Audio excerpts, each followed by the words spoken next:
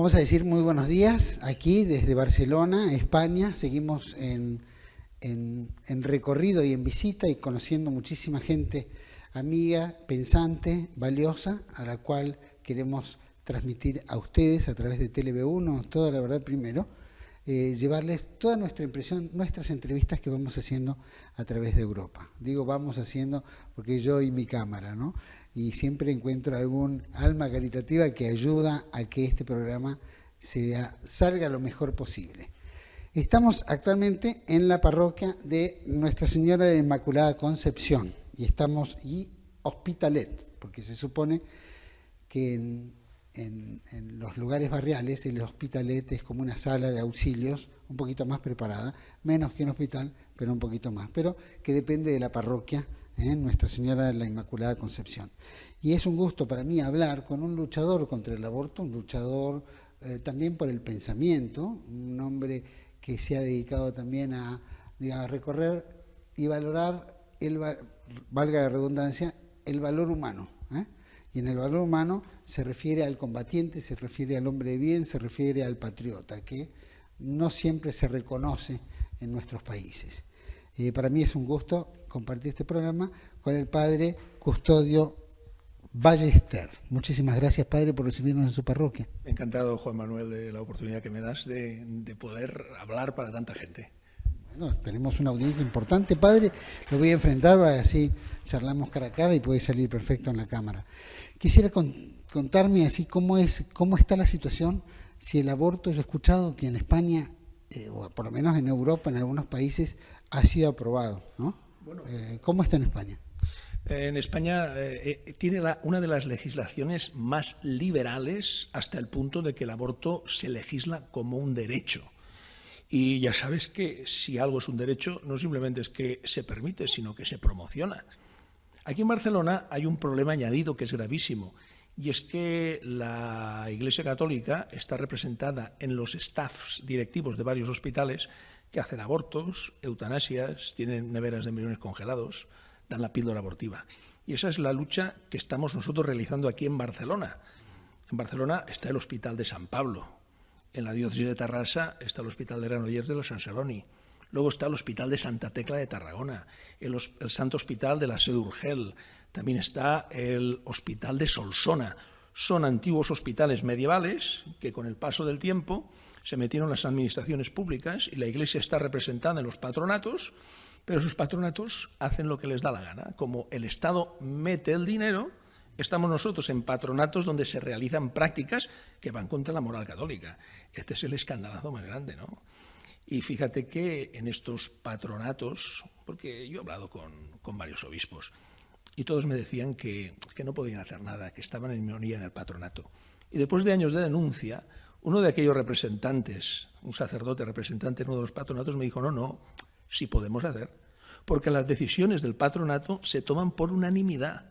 Podríamos bloquear el funcionamiento del patronato para presionar a la administración pública, pero los obispos no quieren hacerlo porque si lo hicieran entonces se rompería el buen rollo, el status quo que hay con las administraciones públicas. Entonces, como los no nacidos no pueden quejarse, nosotros estamos nadando y guardando la ropa o chapoteando una porquería que no es nuestra, pero al final nos hemos ensuciado también, ¿no? En estos patronatos, usted dijo que había ciertas votaciones y que de alguna manera hay un índice en estos tipos de hospitales donde de alguna manera la Iglesia tiene a sus hombres o tiene un espacio. ¿Hay algún tipo de estadística? ¿Hay hechos? ¿Hay digamos una prevención de repente que se contacte a la niña que quiere, ¿no?, realizar un aborto, se la conversa, se la convence o directamente se le dice, bueno, pase y hágalo? Mira, yo tuvimos ocasión de grabar con cámara oculta a uno de los médicos de uno de estos hospitales que con la excusa de que habían probabilidades de que el bebé viniera con síndrome de Down, le ofrecieron la posibilidad de abortar para que no naciera el niño. Y lo hicieron uno de estos hospitales. La primera posibilidad que le ofrecieron fue, hagamos una prueba para ver si tienes síndrome de Down y así como todavía estás a tiempo podrás abortar. Eso fue la oferta directa que le hicieron en el Hospital de San Pablo a una mujer. Piensa que los datos de los abortos son datos públicos. Hay una estadística que publica el Ministerio de Sanidad. ¿Cuántos serían son? Bueno, los datos son que se hacen abortos, no dicen nunca la cantidad, pero dicen los lugares donde se hacen. Entonces un obispo consiguió que el consejero de Sanidad del gobierno autónomo borrara el hospital católico de la lista de hospitales que hacían abortos. Pero la estadística tenía un asterisco al final que ponía: aparecer en la lista de hospitales que hacen abortos es voluntario, por tanto no es completa. Es decir, que fue una añagaza. Siguen haciéndose abortos, pero no sale en la lista. Es decir, una verdadera pena, porque es lo que dice el Señor. No podemos ir a buscar la viga del ojo del prójimo, no podemos ir a buscar la mota del ojo del prójimo cuando tenemos una viga en el nuestro. Claro, aquí, y además piensa que estos grandes hospitales, que son hospitales generalistas, están especializados en hacer abortos eugenésicos. Cuando el niño es muy grande, ya no hacen los abortos en las clínicas privadas. Tienen que ir a un gran hospital que tenga los medios para que el aborto sea seguro. Es decir, están especializados en los abortos de los niños enfermos, que tienen que ser grandes para que se vea la enfermedad que tienen. En todo esto ustedes dicen, hay una forma, planteó esta cuestión, planteó simplemente en Argentina que a veces se trata de contactar a la niña y se la trata de convencer, se la trata de orientar. Sí. Se generan hasta elementos como para ayudarla económicamente o conseguir trabajo, o si no tiene casa, en fin. ¿Hay alguna metodología por el estilo aquí en Barcelona? Sí, en Barcelona la asistencia a las mujeres embarazadas es muy antigua. Ya hubo una fundación a finales del siglo XIX que se dedicó exclusivamente a eso. En Barcelona hay 2 casas cunas con una capacidad de 50 plazas, que hoy en día no se llenan, porque como abortar es tan fácil, ya no hay ocasión ni hay gente que dude. Lo que sí que hay son grupos de rescatadores que van a las puertas de las clínicas que se dedican exclusivamente a los abortos y entonces ofrecen una ayuda y una posibilidad de guardar la vida de ese bebé, y les ofrecen las asistencias y las ayudas económicas y materiales que existen. Eso sí que se hace aquí en Barcelona. La asistencia en casas cunas y luego los rescatadores que van a la puerta de las clínicas para ofrecer a esas mujeres que van a cometer el mayor error de su vida esa ayuda material que necesitan.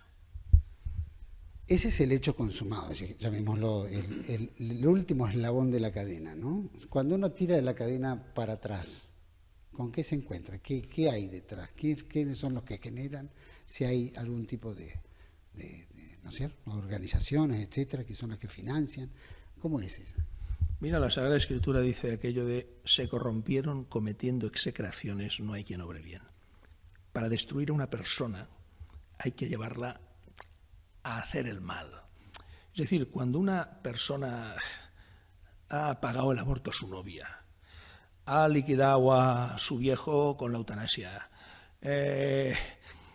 cuando una pareja de homosexuales adopta niños y lo convierte también en homosexual. Es decir, es la destrucción de la persona humana. Es decir, ¿qué queda ya? ¿Qué referencia de bien y de mal se tiene? Hay un interés directo en destruir cualquier referencia de bien y de verdad. Por eso han arrancado a Dios del puesto que él tenía por pleno derecho y se han puesto los que nos gobiernan, porque la referencia de bien y del mal la establecen los parlamentos votando. El único ente que produce bien y que te dice dónde está el mal es el Estado. Da lo mismo que sea democrático o dictatorial. Pero claro, con esa referencia fabricada por aquellos que nos gobiernan, tienen gente destruida sin ninguna referencia, que es mucho más fácil dominar, como es lógico. Ahí se puede sumar lo que se llama el feminismo, ¿no? Estas cuestiones nuevas del individualismo, etcétera. ¿Qué rol juega? ¿Son elementos que alimentan a todo esto o son estimulados también por algún sector en particular? Bueno, aquí en Europa es que ya no se trata ya de feminismo, se trata de que ya no hay hombre ni hay mujer, sino que cada uno elige lo que es, la ideología de género. Cuando ya no sabemos dónde está la mano derecha y la mano izquierda, cuando la naturaleza de las cosas ya no existe por sí misma, sino que son otros los que la dictan, entonces el ser humano está, como decía el apóstol Pablo, influido por todo viento de doctrina, como esas hojas de otoño que van de un sitio a otro y al final se secan y mueren. Es decir, es la destrucción del ser de las cosas y también la destrucción del ser humano. Cuando uno ya no es hombre ni es mujer, sino que lo elige en cada momento de su vida, entonces nos hemos quedado sin nada en las manos. Y cuando hay complicidad del Estado, digamos, el Estado pune a alguien, castiga a alguien que se rehúsa a reconocer el deseo de otra persona de ser lo que quiere que sea, aunque no lo sea en su estilo, ¿no? Mira que hay un ejemplo en España ahora mismo. El arzobispo de Valencia, Antonio Cañizares, dijo en una conferencia que el imperio gay estaba dominando la sociedad. Pues le han metido una denuncia y la Fiscalía del Estado la han admitido a trámite por un delito que puede llevar hasta 3 años de cárcel. Se trata de acogotar, de amedrentar a los pocos que todavía tienen el valor de anunciar la verdad. Es un mensaje para todos. Si a los más valientes les pasa esto, ¿qué nos pasará a los demás que sois más cobardes, ¿no? Es decir, hay un interés de acallar todo anuncio verdadero que no provenga de las instancias estatales. Y el Evangelio es un anuncio que no depende de ellos, sino que depende de Dios Todopoderoso. Y si se anuncia el Evangelio tal cual, entonces hay persecución y hay sufrimiento, como es lógico. O sea que la familia corre un riesgo casi de extinción, llamémoslo, en el mundo moderno, en el mundo que vamos hacia adelante. Mira, aquí en España, 1 de cada 3 matrimonios acaban en divorcio. Hay un divorcio cada minuto en España. Es decir, si no hay compromiso, si la relación de un hombre y de una mujer no está basada en la decisión libre de entregarse el uno al otro de por vida y educar a los hijos, es decir, todo revienta. Y eso solo es posible si hay fe. Sin la fe te quedas sin ningún fundamento que sostenga tu vida. Lo dice el Señor, ¿no? El hombre que edificó su casa sobre la roca aguantó las tempestades. El que edificó su casa sobre la arena, que sobre la opinión pública, ese acabó en un desastre toda su vida. Eso es porque también hay falta de preparación, digamos, a las parejas jóvenes que quieren contraer matrimonio y que, bueno, con el tiempo se van divorciando o hay disolución de matrimonio, en fin. Pero, ¿qué pasa? ¿Es falta de preparación? ¿Es que no hay interés? ¿No hay llegada de la iglesia? ¿No hay que el individuo, la pareja, acuda a una buena formación católica? Las pocas parejas, hoy en día en España, ¿no?, que acuden a la formación católica, que quieren casarse por la Iglesia, muchas veces se encuentran con una formación heterodoxa. Y heterodoxa quiere decir que lo que oyen en la calle lo oyen en la parroquia.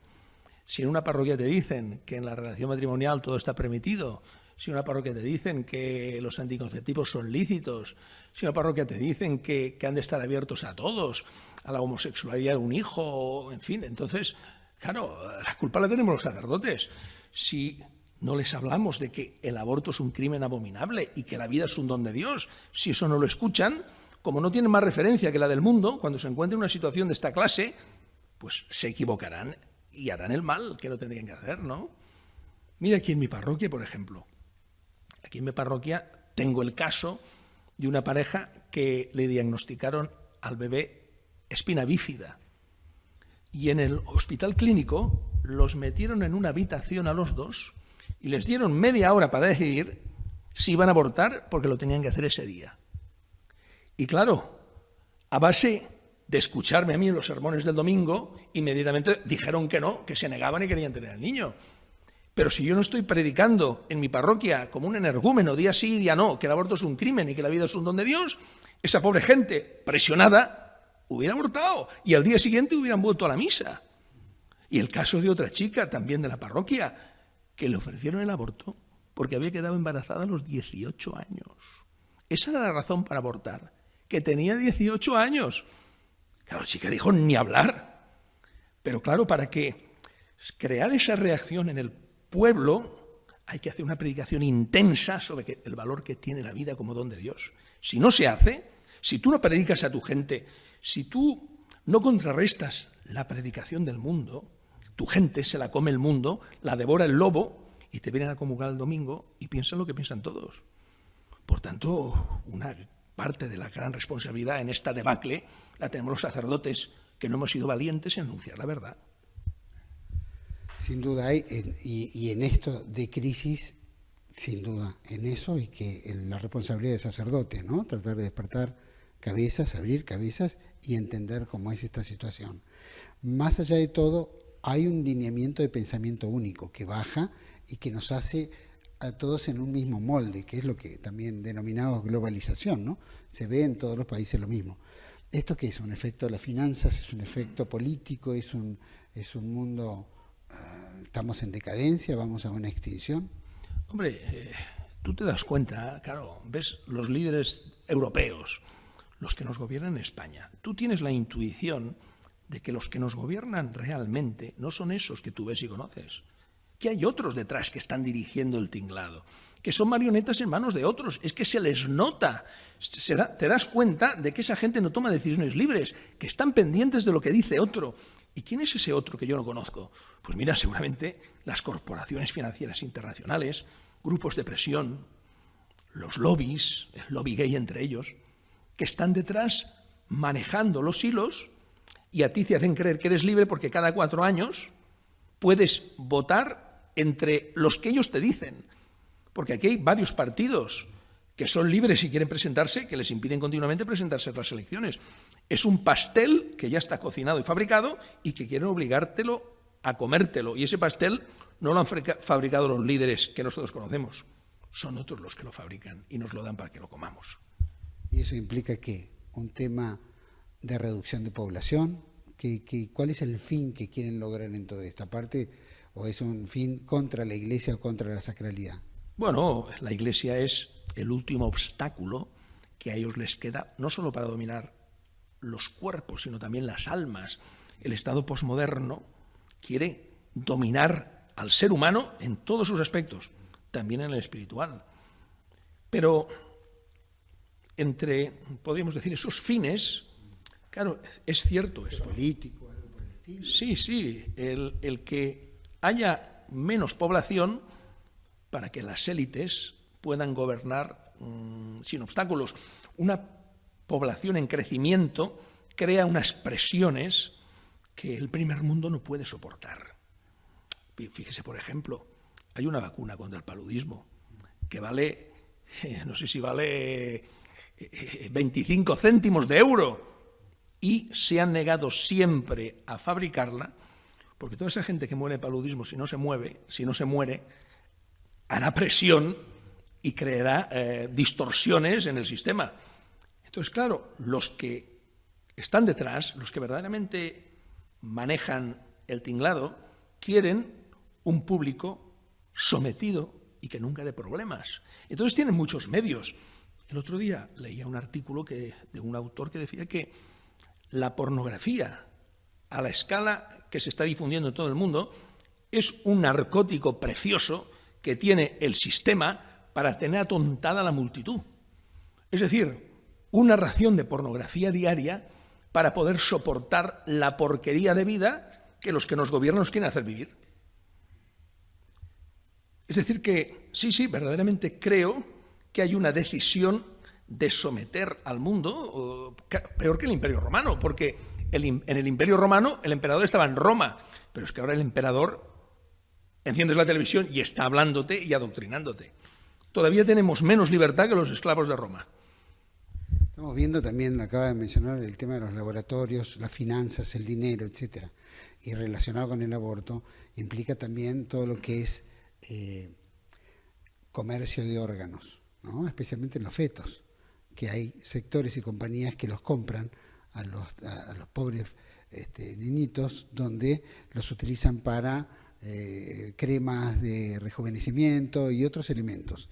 ¿Qué es lo que está pasando? ¿Hay una maldad intrínseca en esto? Sí, eso se sabe desde hace mucho tiempo. Los restos de los bebés abortados se entregan a empresas que realizan una transformación. Los restos de los niños abortados los hierven para sacar un colágeno de primerísima calidad.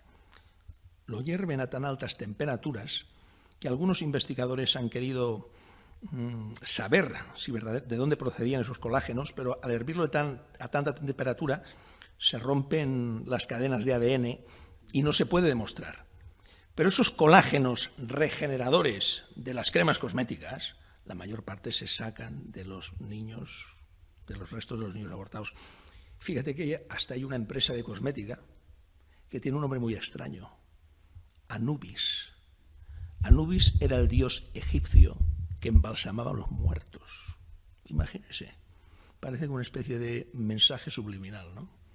¿De dónde se sacan esas materias primas para hacer esas cremas carísimas que venden a los ricos de este mundo?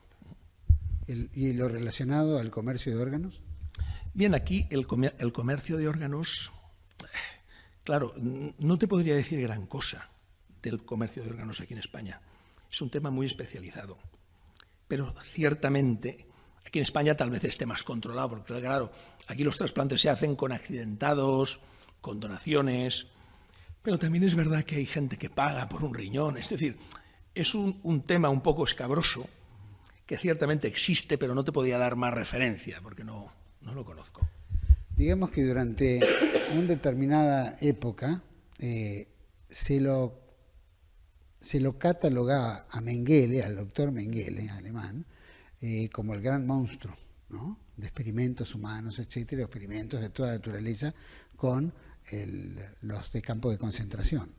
Sin embargo, Israel como Estado y los laboratorios y las finanzas son las que más dinero invierten en todo este tipo de estudios, sea clonaje humano, sea estudios más profundos, etcétera, que ya Mengele queda como un niño de pecho en comparación. Se nota la iglesia. Sí, es una gran paradoja que los que quieren pasar como víctimas de una gran injusticia financien injusticias todavía mayores.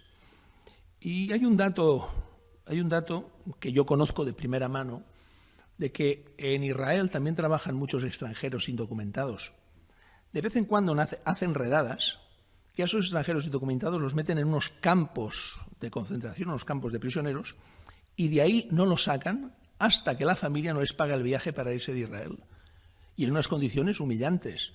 Y eso lo sé de primera mano, que tratan verdaderamente a los trabajadores indocumentados de una manera desconsiderada y hasta cruel, ¿no? Que eso también te llama la atención, cuando tendrían que ser los primeros de dar ejemplo y de que trataran a los demás como ellos quisieran que les tratasen, que es lo que pone la Escritura de Israel.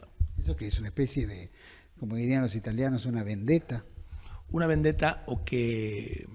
Eso me lo decía un sacerdote, pensaba, bueno, a veces hay eclesiásticos, hay gente que parece que no creen en Dios, ¿no? Por lo que hacen, por lo que dicen. Mira, no es que no crean, es que creen más en otras cosas. Y a veces es lo que dice el Señor, ¿no? No podemos servir a Dios y al dinero. Porque si servimos a Dios, Dios queda simplemente como un cosmético que embellece externamente una cáscara vacía. Entonces, piensa, por ejemplo, que en Israel los verdaderos creyentes y practicantes son muy pocos, mucho menos que los católicos, ¿no? Católicos no practicantes, ¡puf!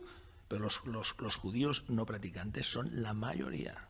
Y eso también indica bastante. Vivimos, o la juventud vive, o se fomenta enormemente estas religiones New Age, ¿no? O se toma como la religión New Age, donde hay cientos de sectas, ¿no? Que se mueven alrededor de todos los países. ¿Cuán grande, cuán importante y qué impacto tiene esto en la sociedad española, europea, si quiere?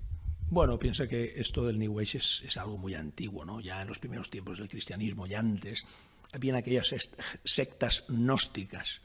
Es decir, son aquellos grupos que piensan que pueden alcanzar la salvación a través de un conocimiento que tú mismo adquieres y otros te dan. Entonces, claro, aquí hay una gran diferencia. La fe cristiana es un don y una gracia que tú recibes sin merecerlo. En cambio, en estas sectas, tú continuamente te tienes que hacer merecedor de ese conocimiento que te va a salvar y otros te van a dar. Y para hacerte merecedor, les tienes que dar todo. Les tienes que dar tu tiempo, tu vida y tu dinero. En eso se diferencia una secta de una iglesia normal. que en una iglesia normal cada uno decide lo que hace con su dinero y en qué proporción. En cambio, una secta no tienes que dar todo. Y luego las iglesias normales instan a sus miembros a cumplir los mandamientos de Dios. En cambio, una secta, cuando, por ejemplo, los padres se oponen, son los primeros que fomentan la ruptura con la familia, violando el cuarto mandamiento, que es honrar al padre y a la madre, ¿no? Hay una... ¿Cómo se lo ve esto? Esto es porque la Iglesia simboliza la conciencia, lo trascendente, la liberación humana, que todas estas otras pseudo-religiones, inclusive el modernismo actual, el progresismo, la masonería, es decir, son todos elementos que buscan a pegarle al mayor enemigo. ¿Es la Iglesia Católica el mayor enemigo de todos estos instrumentos? ¿Es realmente la liberación del hombre?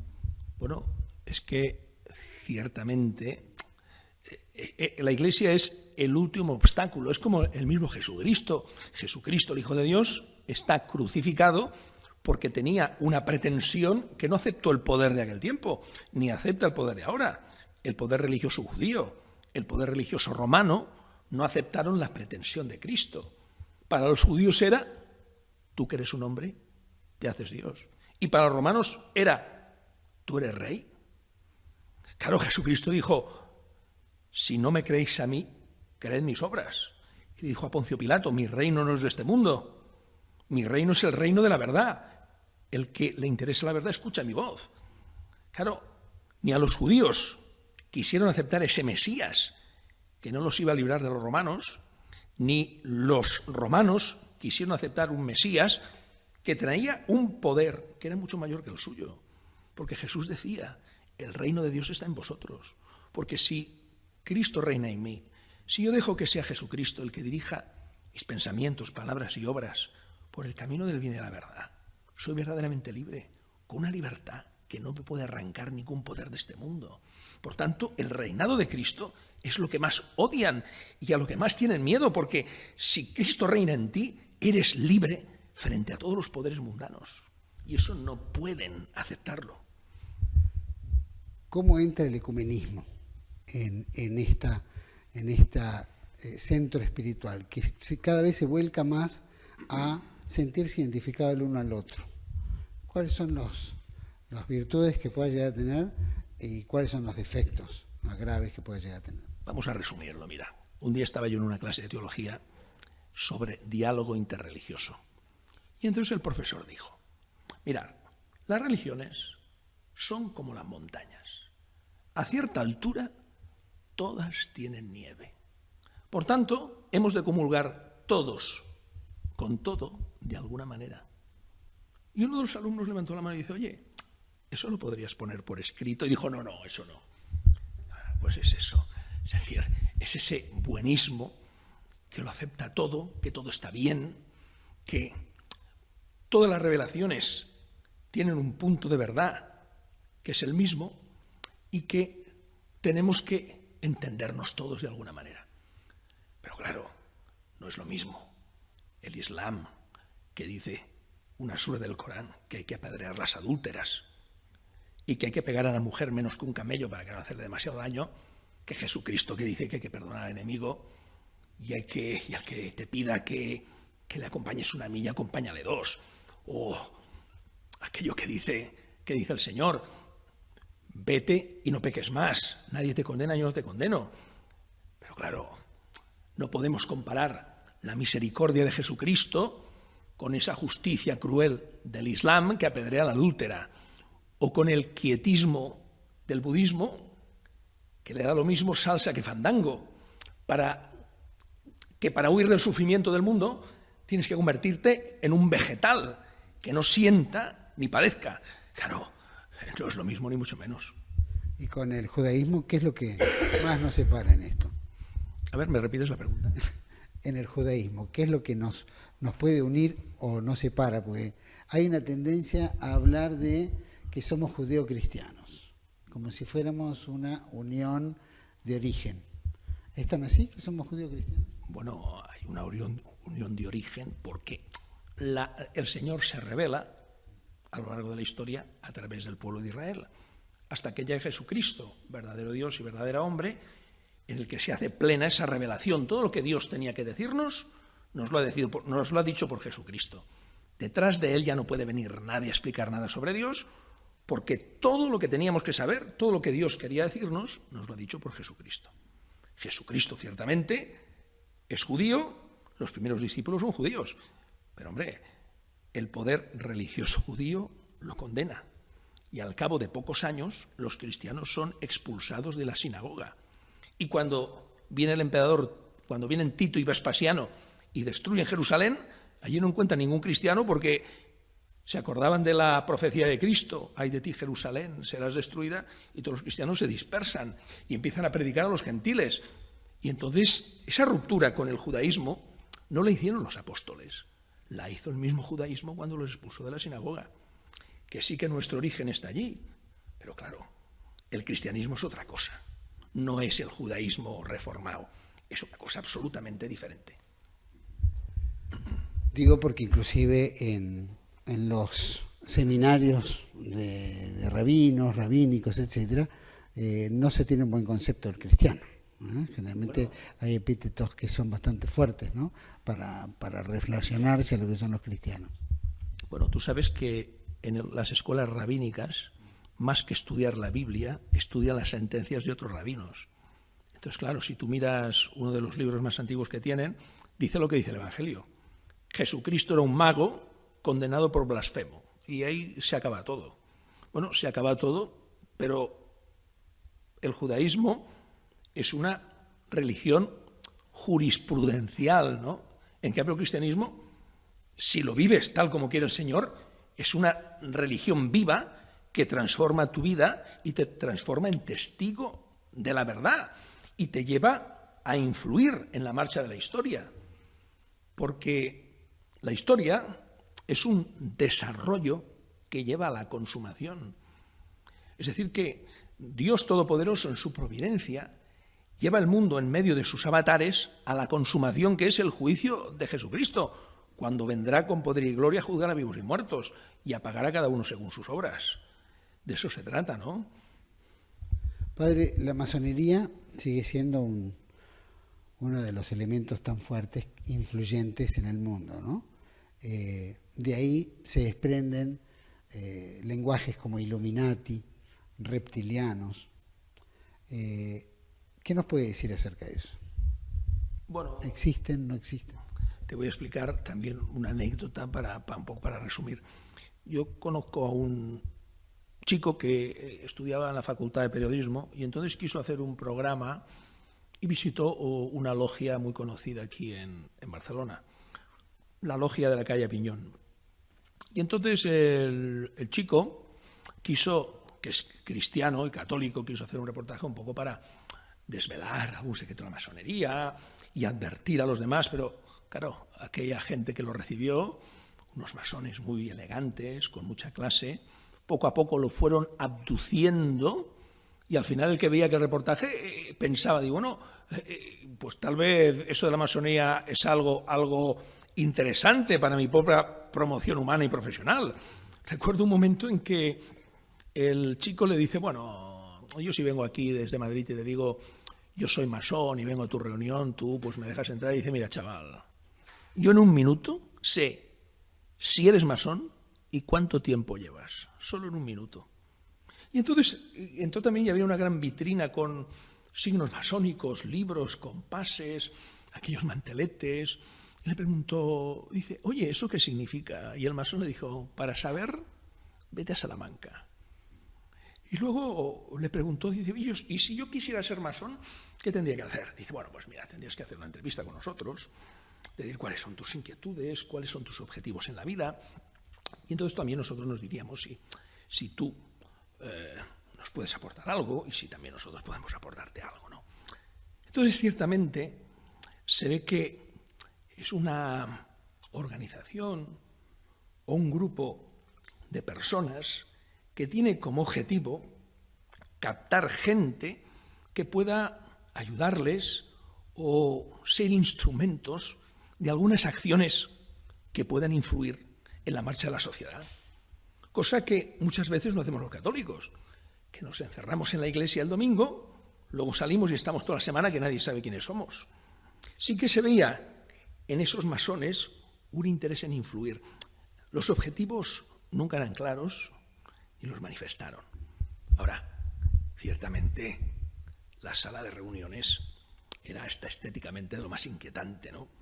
Con aquel sol naciente, con rayos negros, ¿no? En fin, que a mí me dio bastantes malas vibraciones aquello.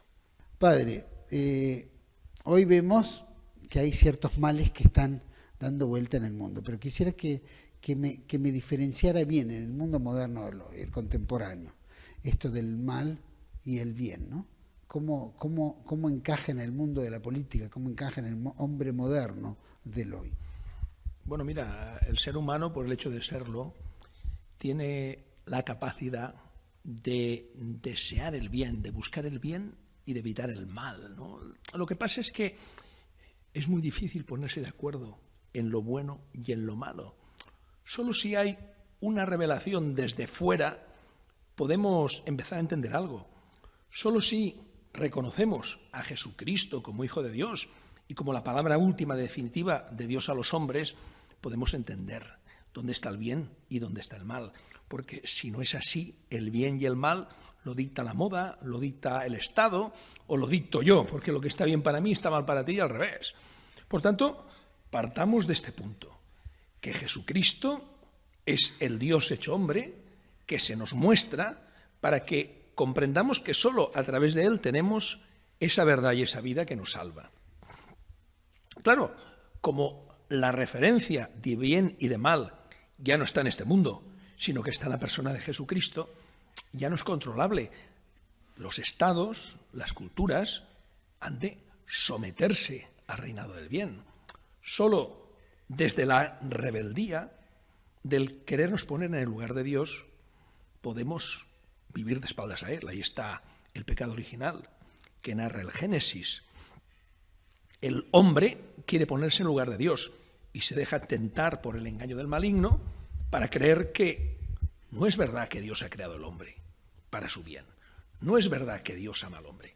Dios quiere convertir al hombre en un esclavo y para ser libre tienes que violar la ley que Dios te pone.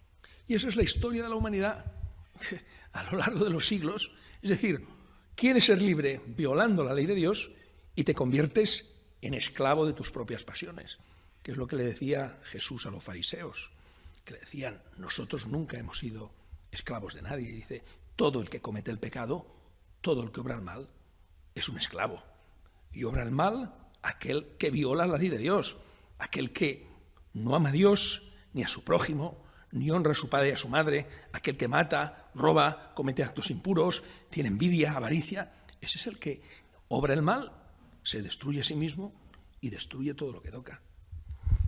Hoy estamos rodeados de un mal relativo, ¿no? Cuando digo mal relativo es diferentes males, ¿no? Y en la política en particular, ¿no?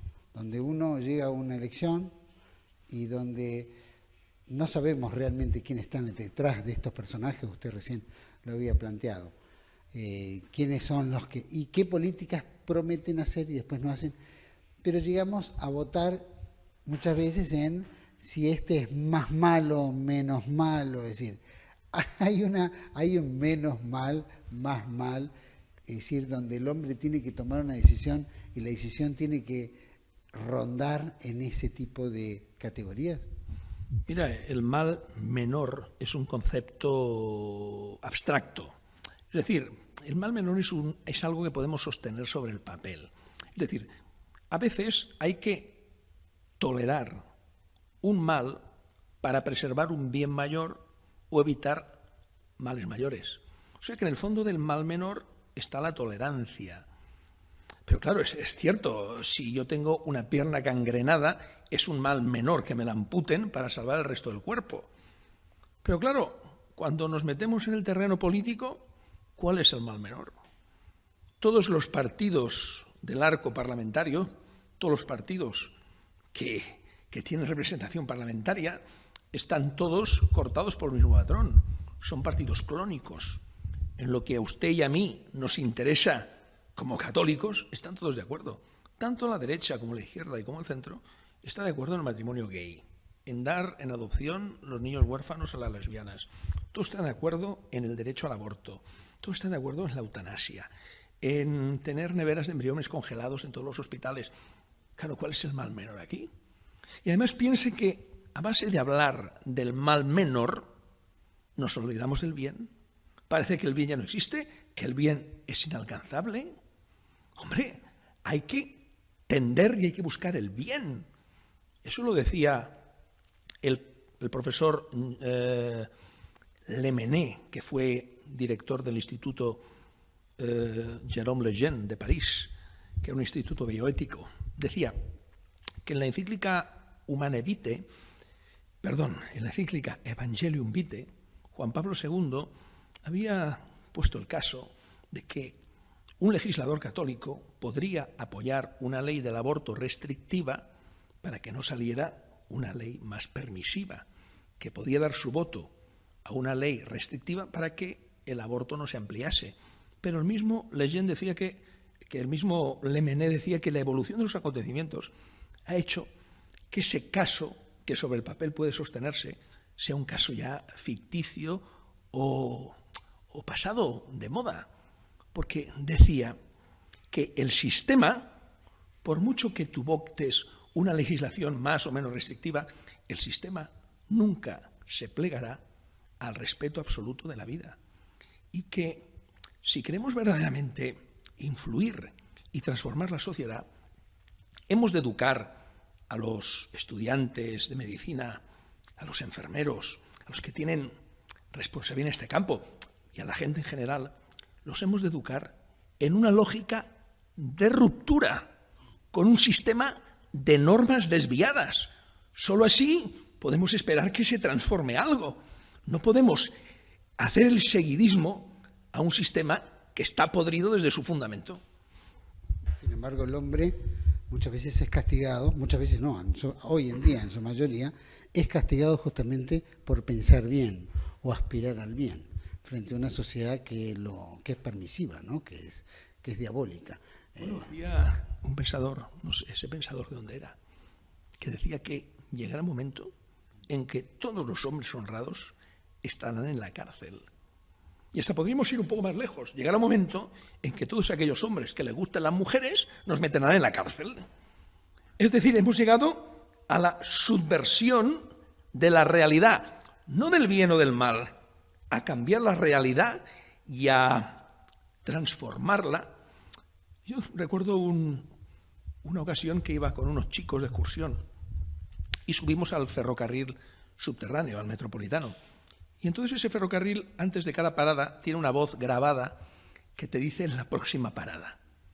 Bueno, pero a veces ese ferrocarril tiene paradas bruscas en medio del trayecto y se salta una parada y va más allá, ¿no? Y entonces estás en la parada anterior y está diciendo la otra. Y recuerdo cuando llegamos a esa estación, que había saltado, dijo, próxima parada, tal cosa. Era nuestra estación, lo que decía la voz en off. Los chicos quisieron salir y digo, no, que no es esta la estación. Y entonces miraron fuera y vieron que sí, que era la otra. Entonces yo pensé, claro, esta es la realidad virtual.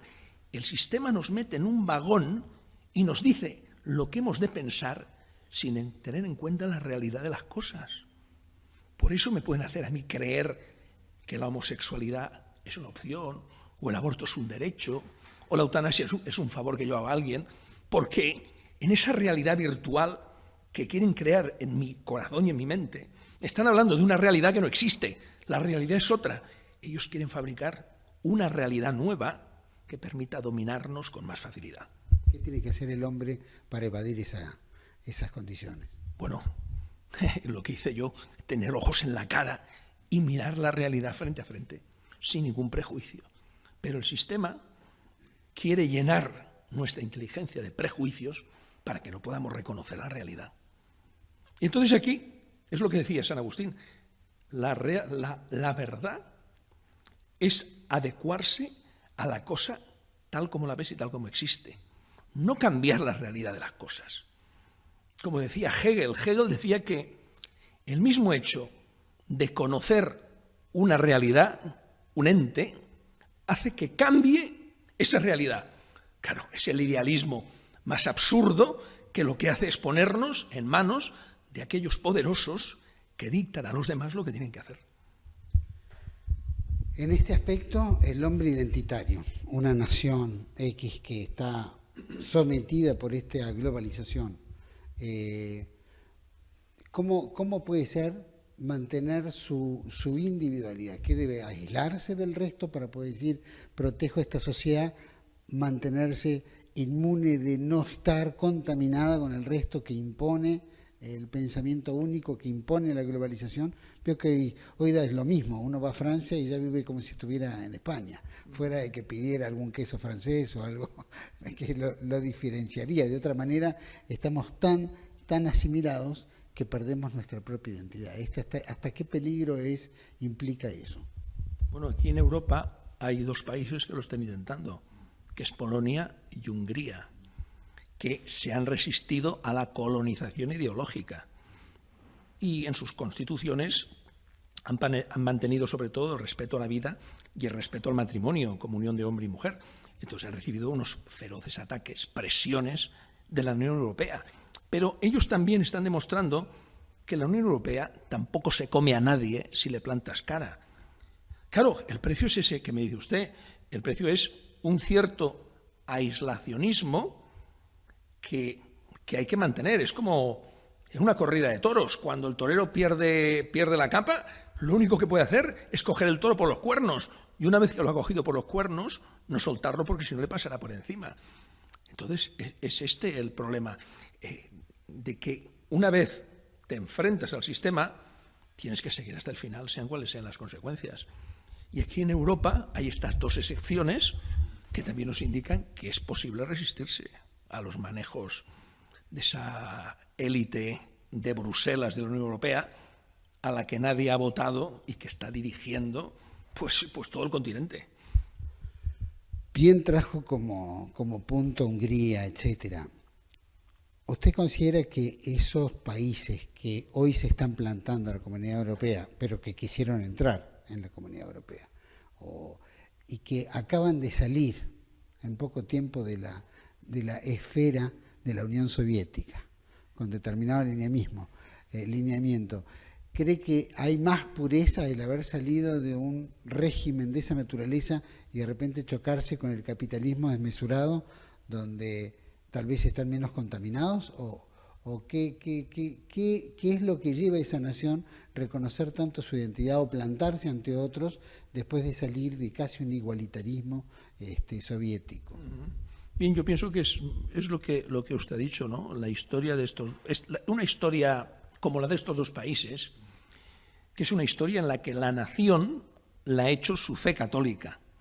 El hecho de haber sufrido durante tantos años el aplastante dominio del comunismo ha hecho que al liberarse de ese yugo tengan una especial sensibilidad para defender lo que ellos son, porque sin una fe católica que me lleve a vivir tal como Dios quiere, ya no soy nadie. Es decir, la fe no es simplemente algo que uno tiene en su inteligencia o unas convicciones que conoce y que entiende. La fe te tiene que llevar a sentir y a obrar de una manera determinada y a hacerse así cultura. Ahí están nuestras catedrales, nuestras universidades, que fueron verdaderamente frutos de esa cultura católica, esos cientos de instituciones para hacer bien, para hacer caridad a los pobres, ¿no? Es un fruto de esa manera de vivir, porque es lo que dice el catecismo. Nuestra fe hay que celebrarla, y eso que creemos y celebramos hay que vivirlo. Es decir, es el credo, es la liturgia y es la moral, una manera de vivir conforme a las exigencias del Evangelio. Y estos dos países, Hungría y Polonia, por esa historia atormentada que han tenido, se dan cuenta de que sin la fe, sin esa cultura católica que les lleva a defender la vida como don de Dios y el matrimonio como la unión del hombre y la mujer, se han quedado sin nación y se han quedado sin nada. Por eso lo defienden con uñas y dientes. Y América, que es un continente mariano de alguna manera, y el cual tratan de cimentarse a toda costa para que pierda su fe, sigue todavía se mantiene fortalecida, ¿no? Con toda la vulnerabilidad que es lógica en un continente nuevo. Me gustaría, padre, para terminar esta entrevista, que mande un mensaje a los hispanoparlantes que nos ven y, por supuesto, terminar con una bendición para toda América. Bueno, pues quiero que los hermanos de Latinoamérica miren a España, a la madre patria, con mucha compasión, porque España desde hace muchos siglos ha sido sometida, se ha dejado someter a los poderes, esos poderes conspirativos del continente europeo, porque, es decir, que España sea el país más moralmente destruido, donde el aborto es un derecho, donde la homosexualidad está promocionada, donde hay la ley más laxa de experimentar con embriones. Es decir, eso no es casualidad. América se mira en España. Destruyendo España, tienen la esperanza de poder destruir América. Por tanto, yo les pido a los hermanos latinoamericanos que fijen su mirada en aquello que les ha hecho grandes y les ha hecho ser lo que son. Que pongan su mirada en nuestro Señor Jesucristo y en Nuestra Señora de Guadalupe, que es la patrona de las Américas. Ella fue la que reconoció la identidad cristiana y humana de todo aquel continente que en medio de grandes dificultades y grandes presiones, a pesar de muchas tradiciones, ha mantenido una fe limpia y ha mantenido ese deseo de, es decir, ha podido abrazar la fe cristiana y abrazando la fe cristiana ha mantenido su identidad de nación y de iglesia. Muchas gracias, padre. Ahora la bendición para todos nuestros televidentes. Bueno, pues que os bendiga Dios Todopoderoso, os guarde y os proteja. En el nombre del Padre, del Hijo y del Espíritu Santo. Amén. Muchas gracias, padre. Y agradezco a todos los que nos están acompañando aquí a través de TLV1, Toda la Verdad Primero. Hemos tenido la oportunidad de entrevistar a un párroco aquí en Barcelona, en España. Y para nosotros ha sido un placer estar aquí en Nuestra Señora de la Inmaculada Concepción. En Barcelona, para todos ustedes, en TLV1, Toda la Verdad Primero. Gracias por acompañarme. Adiós.